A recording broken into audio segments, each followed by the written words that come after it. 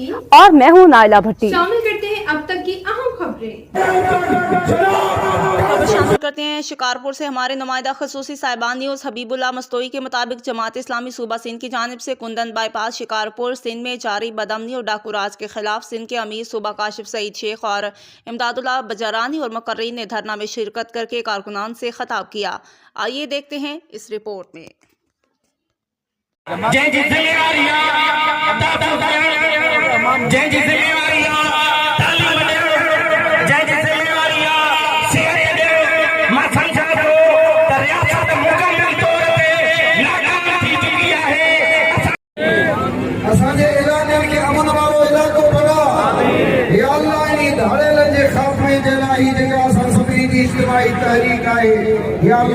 कामयाबी कामरानी अता फरमा। या अल्लाह कच्चे पक्के जे धारन का असांखे निजात अता फरमा। उन्हनि जे सरपरस्तन का असांखे निजात अता फरमा।